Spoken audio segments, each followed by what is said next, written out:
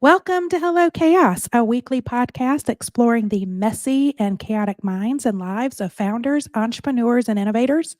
Every week, we talk to founders from different industries at different company levels, stages, all shapes and sizes. And we hear the real, the raw, and really the unbiased founder stories. And it's why our mantra is where aha meets oh shit. We drop new episodes every Sunday. Founders tune into us for tips, insights, and strategies on growing their business or ways to be better owners and leaders. Hello Cast is one of the many resources brought to you by Orange Whip. That is Orange Whip, WIP for work in progress. Orange Whip is a multimedia company dedicated to serving founders and entrepreneurs in affiliate cities. We've designed hyperlocal media platforms to inform, inspire, and create connections to help founders succeed. Our hyperlocal media platforms are an all-in-one content hub with fresh and engaging stories, curated local calendars, local dynamic roadmaps to help founders navigate their local entrepreneurial ecosystems. We've really done all the hard work for founders, so they only need to go to one trusted place to find the local information they need. We're in 3 cities today in South Carolina and looking to come to a city near you. My name is Jennifer Sutton. My friends and family call me JJ, and I'm the founder of Orange Whip and will be your host today. And we have Austin Dandridge, founder of Cobble Hill, a premier growth marketing agency out of Charleston, South Carolina. And he's also a podcast host. So looking forward to hearing all the nitsies and the gritsies of what's in Austin's world. So hello, Austin. Welcome to the chaos. JJ, thanks for having me. I love your little jingle at the beginning and It's everything fun, that you isn't it? put together. You're like, yeah, I was like, this is how you not do a podcast. No. We've been having fun though with it. Yeah, no, it's fun to connect with people. I mean, I think that's why I started the podcast myself too. It's just like, I like talking to people, Yeah. and being in marketing, you just get to, you talk to people all the time, so you might as well record it. That's right. That is that's it. Yeah, we're for Bright Marketing, the sister company. We're actually starting a little vloggy series. We thought about doing another podcast, but it's like, oh my God, I don't know if I can. This is enough. But yeah, just because I ramble all the time at the office, and so Chandler's like, you should just walk around with your phone and just talk to it and record it. So we are launching that soon. A little bit nervous because I gotta learn to do it in like 60-second and 90-second bites, which is very difficult for me. I'm a Gabby. But no, tell everybody you talked about your podcast. What's the name of the podcast so people can tune into it? Yeah, so the podcast is called The Marketing Factor. I started it a couple months ago, and I talk with business owners and other marketers. So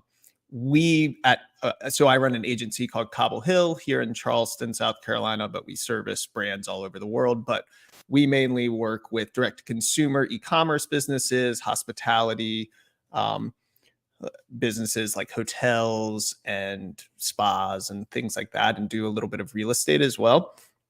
And so my goal with the podcast was just to kind of have conversations with, founders who had started these direct-to-consumer businesses, other marketers who I look up to, and just kind of glean a little bit of information for myself and hopefully share that and really kind of like share the journey that they went on, which sounds very similar to what kind of Hello Chaos is trying to do. That's what we are. That's what we're all. And I'll tell you, the more that we talk about it and have other conversations like this, it really does help normalize some of the, I think some of the challenges that we all face as founders, and get some of that uncovered. Because I'll just share a story, and then I got lots of little questions. I was talking to another founder this morning, and I do coaching for a minority business accelerator, and she's got an aggressive business. I mean, she has just been growing leaps and bounds in the environmental space. And she's like, oh my gosh, she goes, this week I've had to fire a couple people, and I'm getting ready to like fire another person. I was like, "Well, what's been on fire? Like, what has led to this?" And she's like, "Well, I've got somebody that's a part-time, he's a college student, part-time working for 15 hours a week." And he came to her and he goes, "I think you need to pay me more." And she was like, "Well, help me understand why you think that." She goes, "Well, because what I do is really technical. And um, my dad is also in this space, and I know what he makes, and I Mm, think I should be making close to what he makes." mm. And she was like, "As a part-time college student, you wanna be compared to your father's salary, who's got 30 years in in a different industry, but he's also technical." And he's like, "Yeah, I think I should take 70, I know what we bill the client. I think I should get 75% of it." And he was like, "'Cause I wanna be an entrepreneur and, this is the way that businesses should run." So she sat down with him and broke out, like, "This is where the money goes. Like, it's not just 75-25 to the company." She was like, "That it pays for other, like, insurance, our fleet, equipment, our chemical set, all the chemicals and the the supplies we have to do." And he was, this kid was like, "Oh my gosh, I had no idea. I just thought, whatever we bill, it should just be split between whatever the employees are." Yeah. That's a, that's a it takes experience and years to kind of realize that and to understand what margins are and Oh, things yeah. like that. And I know for myself as just a business owner too, that is definitely, that comes up a lot. I mean, we're living in kind of a time of inflation, and we're Mhm. living with a new generation who kind of expects more for less. I know when I was growing up and stuff like that, it wasn't, I would never have gone to my boss and just demanded more money, but it does seem to be happening now, which is a good thing. And in certain regards, people are getting, people want to get paid for what their For their value worth. is. Yeah, Right. for their worth, But for their value. But I that's think right. that there is something to be said for like, working hard, learning Mm. something, learning a trade, becoming an expert at something. And then I think the key part of that is that she sat down with him or Yeah. her Yeah. and kind of broke down, okay, here are the business fundamentals of how Right. this actually Like, breaks down. Like there's I am paying you kind of the max of what I can pay right now. right. This And is as what the value for your role is, for and you're sure. getting pa you're getting paid better than a fast food. Like, you're getting paid for this industry. The Yeah. you know But yeah, it was like a really enlightening moment for this kid that's like, "Oh, god, I didn't realize that so much went into running an operation." And I'm like, "Well," and I said that too. I was like, "I can't believe that you took that time, but Well, it's great." funny. What's funny too, JJ, like it's funny as marketers, that the businesses we work with come to us with these problems that they're having. I find myself in this kind of consultant Mhm. relationship with our clients where it's like, talk to me about operations, talk to me about finance, talk to me about like how I should run my business, how I should Right. scale my business. I'm like, hey, we just run like Google ads, Facebook ads, email marketing. But that is kind of the fun part and why I love doing marketing in general is you get to discuss kind of these kind of nitty gritty details. And Yeah. because we see a lot of businesses, and Yeah. you come across businesses all the time. So there is a Well, shared level of kind of understanding that you get out of doing that. that's right. So, but I do wanna I will get well, I just wanna ask you, so when I know that you operated more of the DTC, hospitality, Mhm. restaurant more, but do you find that you can apply your learnings from, let's say you were working with a small business that's a local restaurateur, um, which is a very different business model than working like a hotel, or a golf course, or even like a DTC e-commerce. Do you see that those learnings of like how businesses are structured, or maybe possible, I call friction in the business? Do you find that you can apply it to different industries and different businesses? Yeah, absolutely. I mean, I think that businesses in general are, especially the type of businesses that we work with, and most businesses really, they're there to serve a customer, right? Mhm. And it doesn't matter if you're, a Fortune 500 company or you're a restaurant in Charleston, you're still trying to provide a level of service Mhm. and detail to the quality of work or product or, whatever it is that you are selling. Mm. And I think that it can be applied to the restaurant business owner or to, if I'm sitting at with a C-suite of people, they still need to understand that there is a person at the receiving end of this that is Mm. having an experience that is getting delivered to them. And Right. it's especially true when it comes to the marketing aspect of things, Yeah.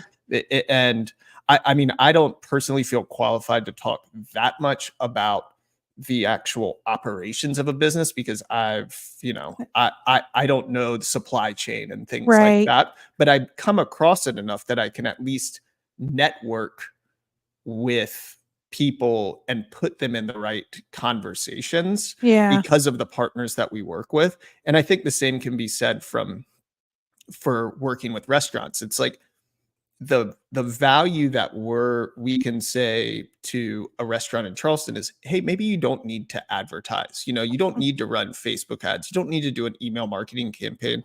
People are finding you by word of mouth in a Right. restaurant. People are finding you via like the reviews that they get, and that's pretty much it. So if you can have a good quality product and kind of dive deep into that, that's Mm. where you should invest your time and your energy and your money. Right.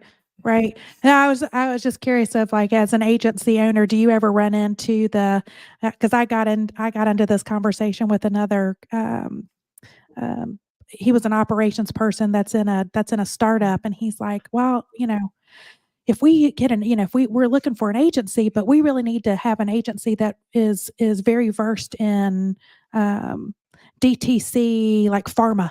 Mm, And I'm like, Why?" mm, Like, that, you just need to get somebody that really knows how to do good marketing.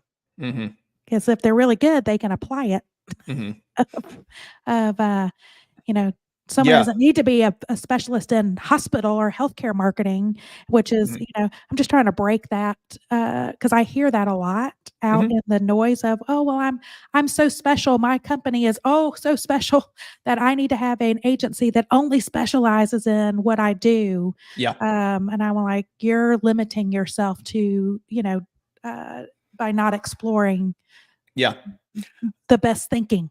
Yeah, I mean, I think that there's something to be said for both ways of thinking, right? Like there are economies of scale that come when you work with an agency that you're a pharmaceutical Mm, company, you work with a pharma marketing agency that is, you are going to get the value of kind of their reps of working in that mm, industry and knowing kind of best practices for that versus working with an agency who might be a jack of all trades kind of marketing agency, but they don't necessarily, they're going to have to learn some of that.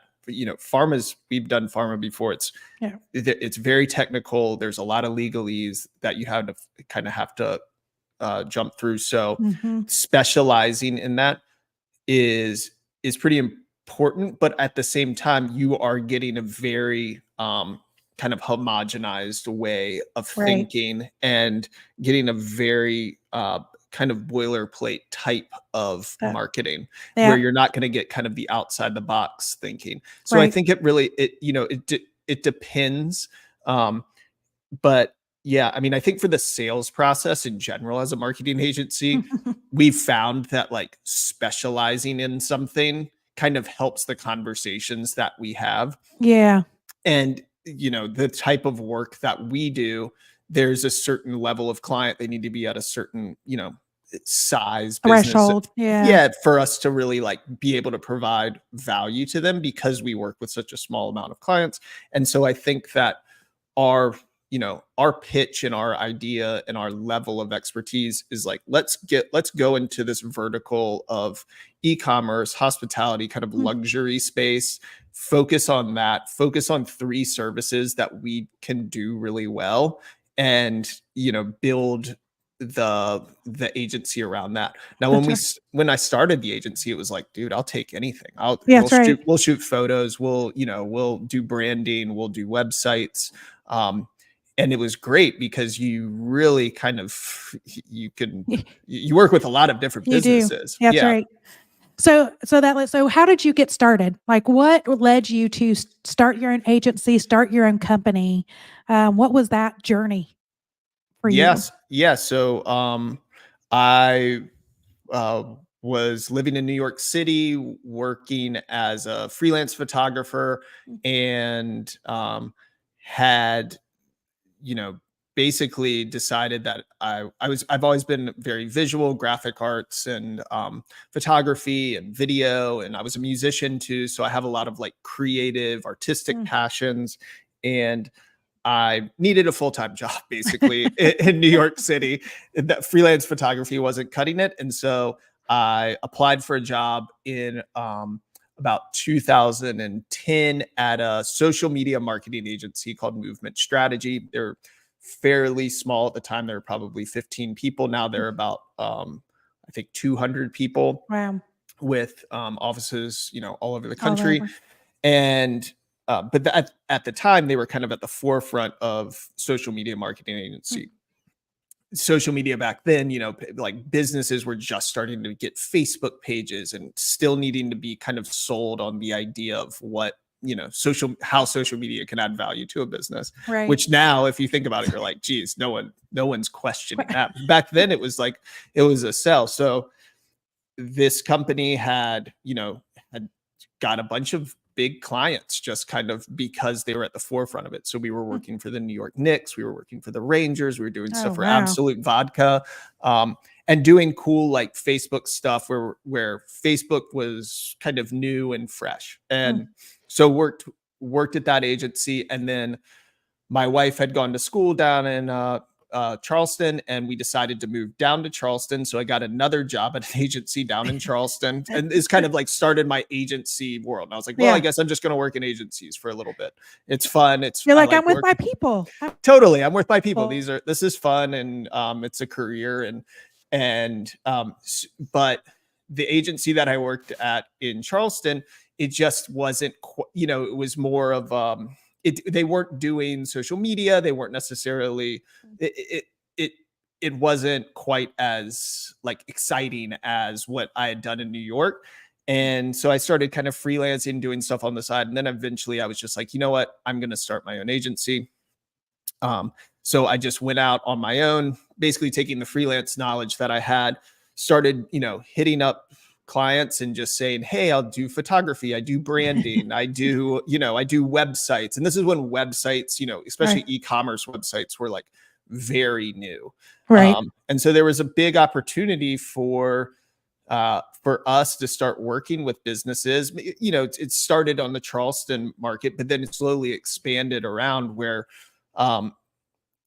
we're just working with businesses who wanted to update their websites, and became very good at that and started slowly hiring a team. Eventually my wife came in, and she's a copywriter, and she, I basically recruited her to run the agency with me. And so we've been doing it for about 13 years now. Wow. And, congratulations. Thanks. Yeah. It sounds like about like, the same time that we started in like 2012, I think.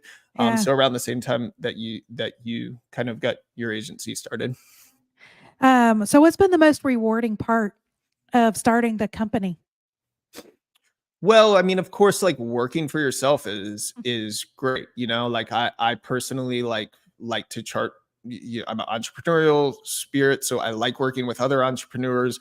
I like being able to like kind of craft the path of the direction that I want the agency to go without necessarily having to ask anyone about it, except for my wife, really. And of course, getting feedback from the team has been very important as I've like grown and realizing that like to build a team and build a successful business, you have to have buy-in to what you're doing. And so you actually really have to sell it. So the rewarding part is, is being able to continue to do it for 13 years and wake up and still be like, I like doing what I'm doing. There's definitely like, there's there's aspects of being a business owner over the years that are like frustrating, right? Like you don't get, you're responsible for payroll, you're responsible Right. for employees, you're responsible for upset clients. There's, a global pandemic that can happen that can completely shift the way that you kind of approach it. That's right. But I've learned that it's like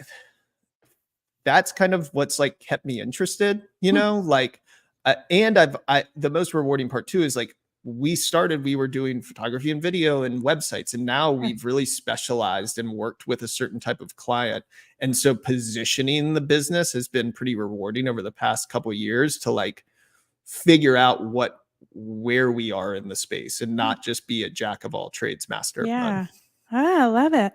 So, what do you think? Is this a mythbuster moment? What's the biggest kind of misperception or misconception that people have about running, starting your own business, being an entrepreneur, being a founder? Um, what do you think that myth is, and how would you debunk it? Yeah, I mean, I'm not sure how much of a myth it is, but I do think that, people think that it's pretty easy to just sit back and coast and let kind of, if you start hiring employees, um, that it, you're just kind of sitting back and riding the roller coaster and just kind of letting things go. And you're just, being able to take vacations That's right. whenever you want. But like, honestly, when I take vacations, I can't, it's not like a disconnecting moment. I Right. still need to be pretty present, see what's going on. We're small enough where it's like, yeah, there's checks and balances throughout, but I feel disconnected from it if I take too long away. I've gotten better over the years at making sure that it's like we can separate this stuff, Hmm. and hiring really good people, smart people to kind of do certain the operation side of things has certainly helped with that. But there's no like, there are no easy days in doing something like running a business. Right. um and I think that it's you have to have there is a certain kind of personality type or resilience that is built into running a business that's like you have to be able to adapt to changes Yeah. pretty quickly and be able to improvise. And I think my background being a musician and being like You just, improvisational by nature has been able to kind of like I've been able to apply that to running a yeah. business. It's like the constant pivoting of Totally. You you have to gotta constantly pivot. you Yeah. gotta have that grit, gotta have that gumption to be able to go, okay, that didn't work. Now let's just keep going. Let's You do have to this. be yeah, you have to be you have to be your risk tolerance has to be relatively high, I think. Mm, Um in this, but you have to be able to make conservative decisions to be able to manage cash flow, to be able to, yeah. to not snap at a client or an employee or anything like that. You need to have a pretty even uh, demeanor in this. Yeah. Yeah. Um, Especially in our business, I think with the marketing, because we're, yes, everybody's in the people business, but I also think, there's such I don't know, spotlight on marketing and marketing agencies we get criticized way, I think, too much. yeah, what do you mean? Uh, so it's just, like my brother is a brand manager for a large pharmaceutical company, Mhm. and he's like, I'd love to, he goes, I'd love for us to hire you. He goes, but I would be so afraid to um, bring you in because I know how we treat agencies. And he's worked at like different. He goes, I've never seen us like because we scrutinize, we can put pressure on those like the agency relationships and Mhm. almost have a disconnect. But I said, why don't you treat them like they're an extension of your team? Because they are. He Yeah. was like, he goes, I've never heard that. That's not the environment, the culture of like, and now he's in pharma, that's what he does. But I've seen that in other spaces, and other verticals that it's this like, I don't know, not necessarily rude, but they don't it's not a team environment. Yeah. Yeah, I mean, I think when you're in a marketing agency, there is a collaborative spirit to what you're doing. There's a lot of conversation that happens within a team too, that maybe doesn't necessarily happen Mhm. in a non-service based business, right? Where you bring in this outside kind of Mm, agency, and they're much more willing to like solve a business problem, offer right. their expertise, look to like collaborate on something, or even just like offer advice as Right. Like, and sometimes that's met with a little bit of resistance, because it's like, hey, well, this is how we do things, and by the way, you don't know the inner workings of our business, so right. you're not. So I think that is kind of, we have found, and I'm sure you've found too, that the best type of partners that we work with are the ones that we don't lose that trust with, right? Yeah. They have to be able to trust you and know why they're hiring you, and Yes. Yeah. lean on you in when they need to, and like on the right things. Right. Um, yeah, No, that's good. No, that you're right, and it's, uh, even finding the personality of the client that you wanna work with, right? for It's not sure. just about, vertical and title, it's also about, demeanor and mentality, the Yeah, attitude. Yeah. yeah. I mean, it's, Yeah. for me, and a lot of, I've talked to a lot of other agency owners. They're like, Mhm. we have a no asshole policy. That's Like, we have that. yeah, That's our like, we literally have that written down, the no and hassle. right, totally, and I admire that. I've found it very hard to stick to that as a business owner, to fire an asshole client. Now, Yeah. if they're an asshole for being, for being malicious or kind of insulting to a team member, then that's a Mhm. different story. But someone who is demanding Yeah. and has a certain level of expectations, and that comes across as, kind of being rough sometimes. I Right. think that you have I to meet them at a certain level and be able to level set expectations for your team, and be yeah. like, hey, this is just the way that they operate. And And and I think that's different. That's more of a, like you said, it's a personality, not necessarily the they're they're they're being rude and disrespectful. There's a yeah, demanding is not the same as being an asshole. 100%. Yeah, Yeah, yeah. I agree. Um, but I'll tell you, I've had to fire, I think in the 11 years that we've been around, I've had to fire 3 clients Hmm. because of total disrespect. Yeah. Um, and and and then that's why I was like, you talk to other agency owners. I mean, just like it's like that's why we have that role. But when I talk to people outside of our kind of world, they're Hmm. like, you have a no asshole policy, and I'm like, they're like, I can't even imagine people speaking to uh, an agency because it's like, why would you do that? They're there to help you. They're there to serve you. They're there to make your business better. And I was like, you would be surprised. That's not necessarily the mentality Yeah. across the board. There are those. There are people that just don't that feel that way, and we don't want to work with them. So that's we try to vet those. Well, yeah, I mean, you can usually pick up on it Oh yeah, pretty early on, I feel like, in the conversations. And so you know, I hope that it doesn't get to a point where at this point where that client does become an asshole, and yeah. I've You'll been find out blind real to it the whole. quick. Right, exactly. You have the You'll find first out. conversation, you're like, this person, they have different moral values or different expectations of what an agency does. That's part of the kind of the weeding out process in kind of vetting new clients for us. Yeah. Yeah. So, okay, so tell me about your biggest kinda aha moment. Like, what was the breakthrough of running the business or when you've scaled? Was there any, the biggest aha moment?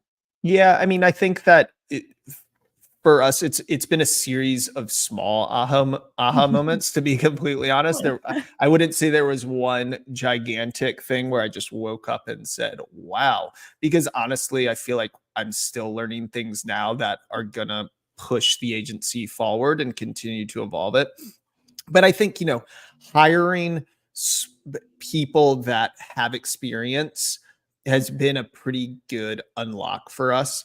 Um, in terms of just making sure that the people that we're putting in these positions have they don't necessarily have to have genuine agency experience, but they need to have experience in conflict resolution, Mm, in in solving business problems, in working in a collaborative team environment, The adding soft that skills. soft skills for sure. Yeah. For us, when we hire people, we say that people need to get it. Like it's like you either get it or you don't. And Right. get it's in air quotes. Like it's a you either get it and you don't. And if you don't get it, what I'm saying, get it, you don't get it. Right. Like it's like Right. it's just there is a level of like nuance and kind of a je ne sais quoi Yeah, I know. of what marketing is, and just business in general, of who you want to work with and who you want to spend 40 hours a week with, especially Right. now where we're like on Zooms and stuff, and having to have conversations face to face much more often than we did before. Not virtually face to face, I guess. There needs to be a level of like understanding and respect that Mhm. happens there. And you get that, I think, from experience. Yeah. Now it can be trained. And I've found that like we've had employees that are great, that are, that we've trained completely, but the adding kind of senior level management for trained people with experience who Mm. have, real life working experience has been a great unlock for us. And then just in general, like, you know, the the the actual work that we do, I feel like is always evolving. And the Mhm. aha moment for me is like you can position yourself one way, and really kind of stick to that. But you need to be able to learn and iterate on your process every single day Yeah. and learn something new. Like we have very strict organizational principles and ways that we do things from a process standpoint. But I always tell the team, like, this is the way we did it today, but like tomorrow, we're going to improve that just a little bit based on what we learned today, you know, Right. Right. and, and document that and make sure that it's like that we're learning from these experiences we're having, because Yeah. otherwise it can stay very static and you can just continue to get into this thing where you're not evolving as a business. And especially in a service-based business and the Yeah. type of work we do, People it's change and you've got to people adapt. change, Oh, yeah. the industry changes, the businesses change and what their demands are and what they need. Mm. And we need people to have an open mind to that and be able to be flexible. Yeah. We call it like, how do we continuously remove friction? Yeah, Like, for sure.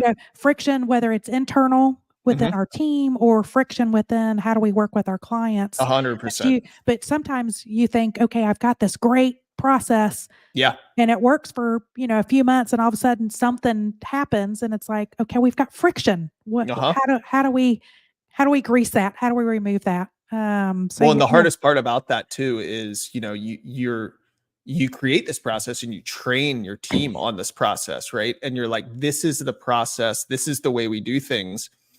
And then it's like, wait, I'm seeing this process play out and I don't like it. yeah, I want to adjust one thing, but that's the process. right, But it's the process isn't working right, this way. So, I mean, that's kind of the nice thing about being a business owner, is like you right. have the freedom to adjust that. But I've given the autonomy to my team too, to be like, You have I'm to in, do that. Yeah, yeah, I'm empowering you to like to speak up and like say something when you see something can be improved.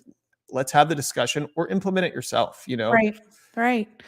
Yeah, Yeah, and I think that applies to really any business of, 100%. Yeah. wherever your friction is, whether it's in, process in operations or your product development or in customer service, frontline, um, anything. Like if there's friction, there's something like, how do you remove it? Because it's going to affect client satisfaction, customer satisfaction, team and employee satisfaction and health. It just gets amplified the bigger you are.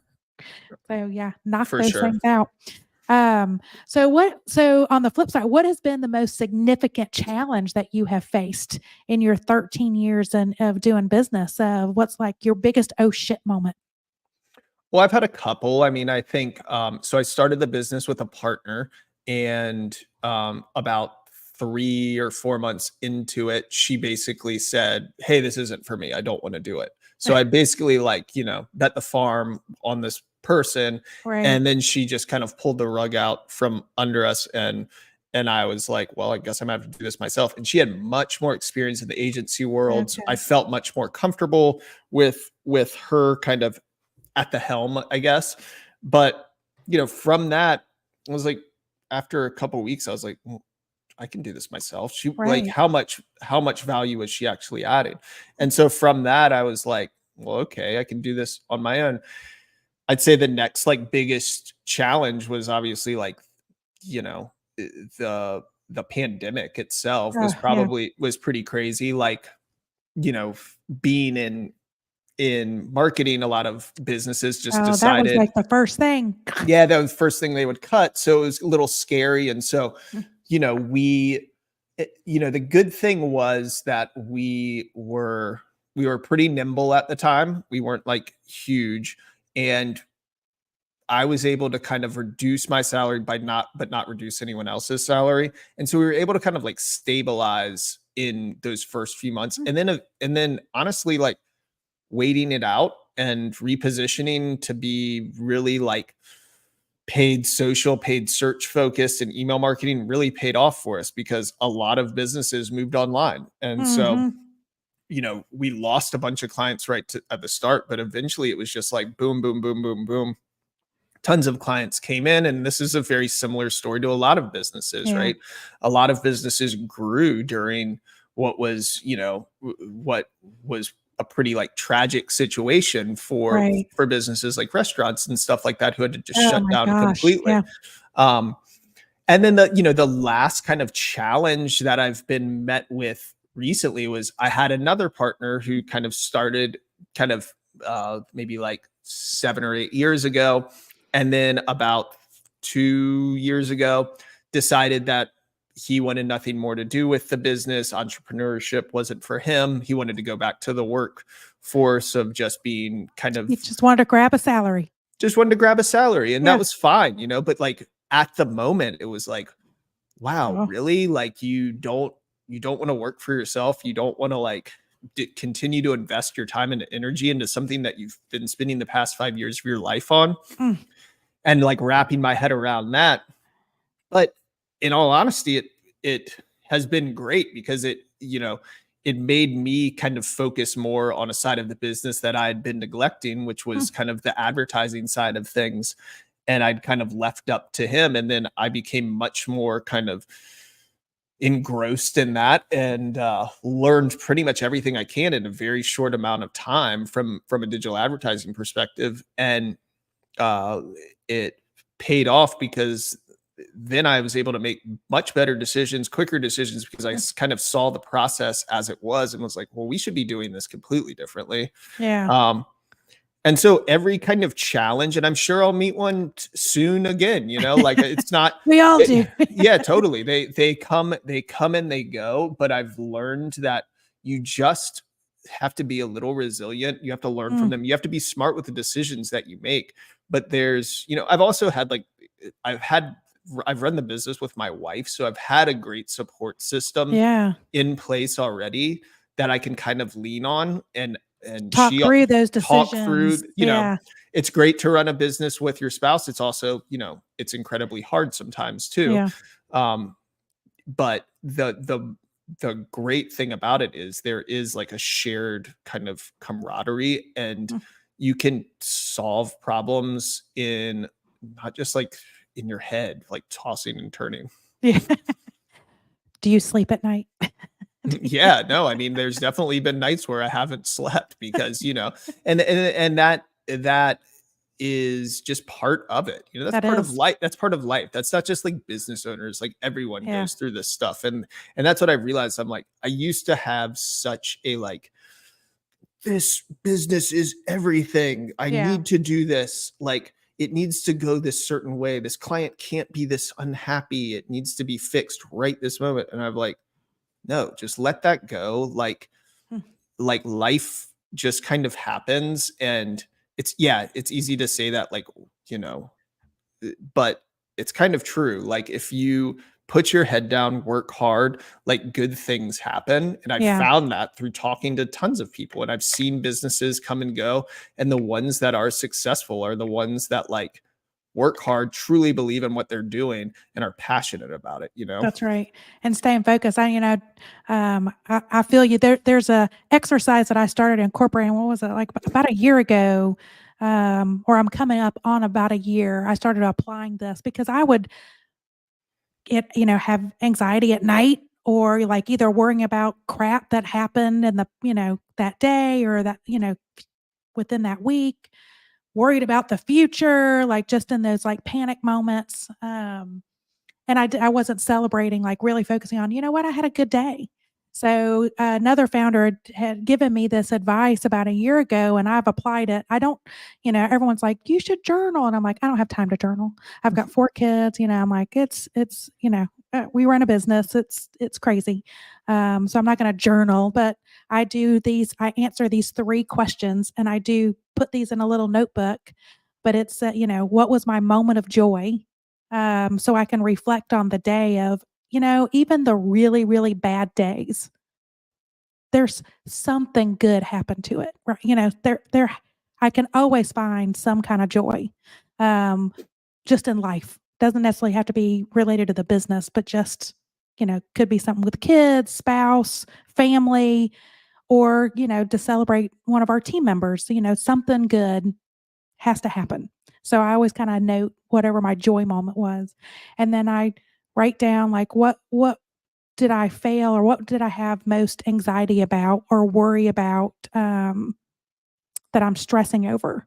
And I just write it down, and but just getting it out of my head, it's just, a relief. And then the third is like, what am I most looking forward to tomorrow?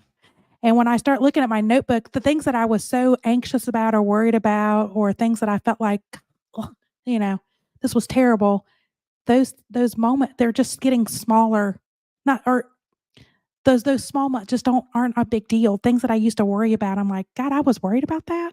Hmm. Well, Uh, life's funny. Like, yeah, life just it's comes just and goes, right? Like, it's it's just never, you know, I think a lot of that type of uh that practice that you have, there's a lot of, like, neuroscience that's involved in that. And your what you are doing and imprinting in your brain is, writing the stuff that brings you joy. Writing that down is making you relive that that's joyous right. moment, right? So the more times that you can write that down, the more times you can relive it. And then the more times you will come back to that. And you will Mhm. also try and make those decisions that will give you that That's joy. right.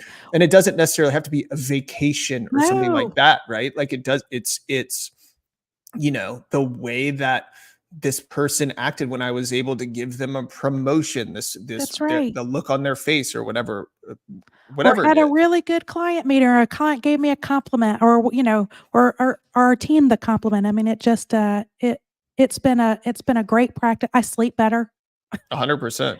and I'm more focused. So yeah, it is, that was a great piece of advice that I had received. Well, Um, yeah, I don't know if you listen to Mel Robbins at all, if you've I'm listened to any familiar of. with, but yeah, no. So she has a great podcast, but she had a TED talk basically that was essentially like, you know, you should write down something that you feel that you want to happen. So in order to kind of properly Manifest. Yeah. manifest this, right? Write it down, and then actually write down how it will make you feel. Mm. What is the feeling that you're going to have, and actually feel that feeling. And the Ooh, more times that you kind of do this exercise, the more times that you can kind of create a positive trajectory for your life, right? mm, So the more times that you can say something, because the way the mind works, if you write down and you kind of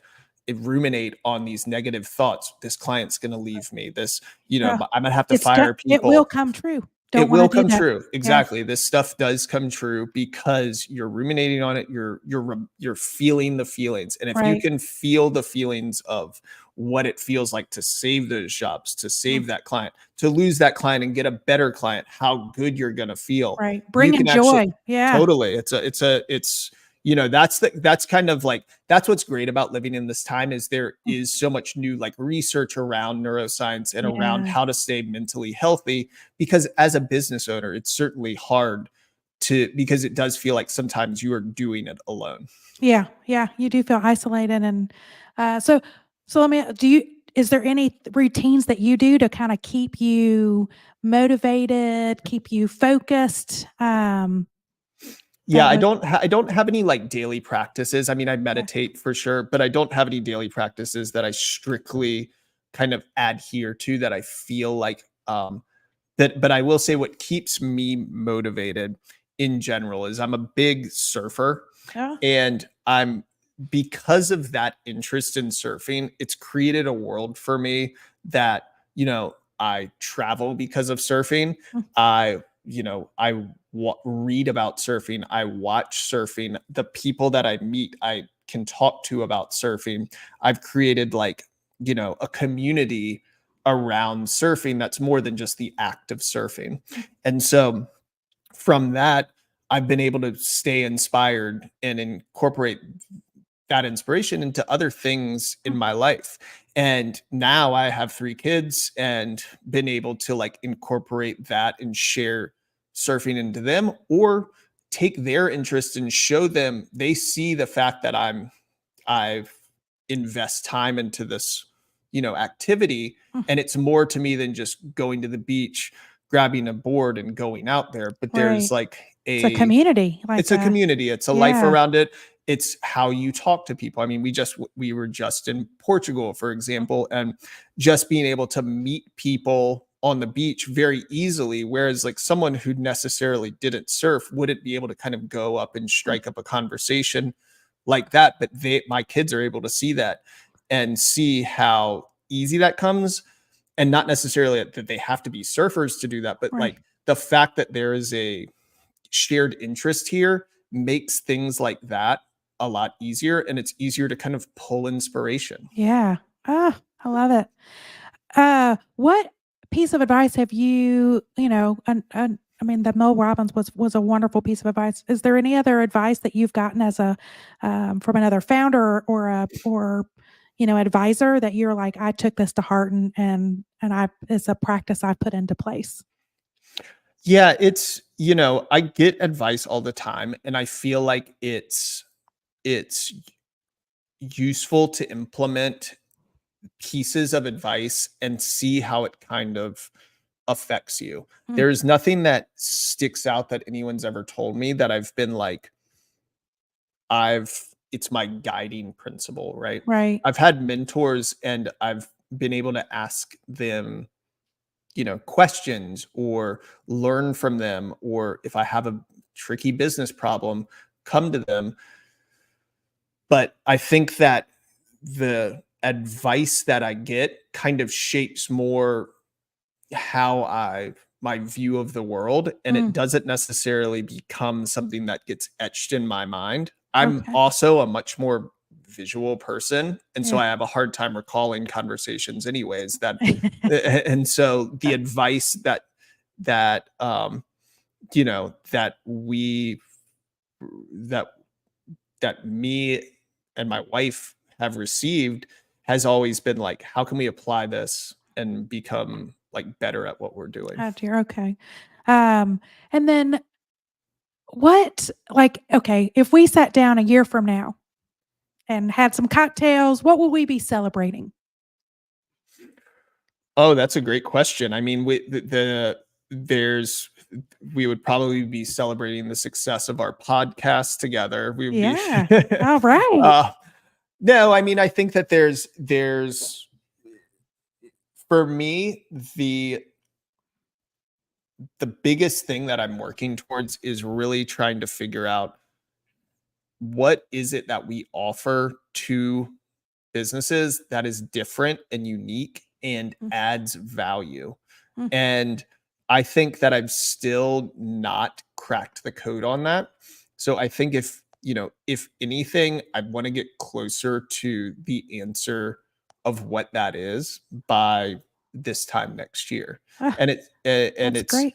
yeah, there isn't a I don't think there is a monetary figure or client size or But to solve sale that in the future, problem. but to solve a problem like Yeah. that gives kind of, it's also, for what I've learned from athletes, Mm, winners, champions, and stuff like that is it isn't so much like winning, right? mm, It's always the process that they look that's back on. right. In That's fact, right. when they win a championship, they realize I have to wake up the next day and I have to start again, you All know? over. Yeah. Yeah. And the fun part of that, yeah, it feels good to win for a little bit, but the fun part and the stuff that you remember is actually the work that you put into it. That's right. And That's right. so I am constantly reminding myself of what I'm doing now isn't going to, maybe it'll lead to something super successful in the future, but the the actual piece of that I should be celebrating is what I'm experiencing now and what I'm Hmm. doing now. It's the everyday joy moments. For sure. Right. Yeah, being able to see that. I mean, that's, exactly. That's what I've learned from mindfulness meditation and stuff like that is like being able to be present in the moment and Hmm. thinking about kind of what makes life special and not kind of thinking about what's next. Yeah. Don't let those ghosts get in your way. That's what 100%. Yeah. those, those brain ghosts. All right. I asked this question to every founder. It's one of my last questions. If you had to sum up your entire entrepreneurial journey in just one word, what would that word be and why?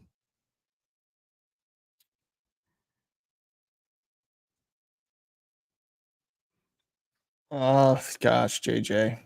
One word. One word.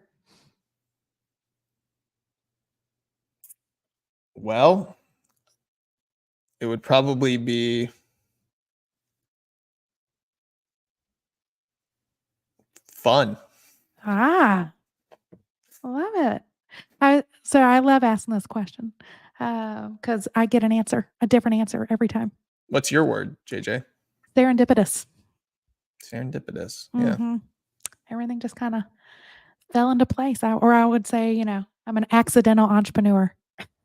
Yeah. I don't think anyone ever thought that I would, Yeah. run an agency. But, No, if you had seen me, that was never my dream. if you had seen me in high school, you certainly wouldn't have envisioned that I would be It's just, managing people. like I know my being, parents didn't think so. they're like, "Are you sure? What are you doing?" Yeah, no, I love asking that question. All right. So we're always out of time. I mean, like these things fly by. I appreciate everything, our conversation. But before you go, where do you want people to connect with you, find you, um, do business with you? Yeah. Thanks, JJ, for having me on. This has been super fun. People can find me at our website, cobblehilldigital.com. You can find us on the Cobble Hill Instagram page. You can find me personally on my Instagram page, which is just Austin Dandridge. And then, of course, if you are up for it, check out our podcast too, which is The Marketing Yeah. Factor. And if you go to themarketingfactor.tv, we've got everything kind of there. I've got a bunch of great episodes. We've got more to come. And I think it's a great supplement too for what Hello Case is doing. Absolutely. More conversations like this, they will, Never get it get out old. there. Never get Yeah. old. We all have different stories. We all have journeys and we all have, insights to share. So I think the more these conversations get out there, it does help us build a bigger community. For sure. So, yeah. So thanks for hanging out. And for everyone listening or watching, thank you for watching us and joining us. This podcast, again, will be published on Sunday and available on your favorite podcast platforms. So subscribe to Hello Chaos, like and share. this great content and help us build a more connected entrepreneurial community. HelloCast is one of the many resources brought to you by Orange Whip. That's Orange Whip, WIP for Work in Progress. We are a multimedia company dedicated to serving founders and entrepreneurs in affiliate cities. We are 100% free. And so thank you to our sponsors. We are in 3 areas of South Carolina today, the upstate, Midlands, and Low Country, with our goal to be in a city near you. So we're going to expand. So come look for us. Every city needs an Orange Whip to be that connective tissue in the market. So if you'd like to be a guest on our podcast or support us, send an email to hello@orangewhip.com. Y'all, thank you for tuning in to Hello Chaos. It is where aha meets oh shit. I'm your host, JJ, and I'll see you again next week.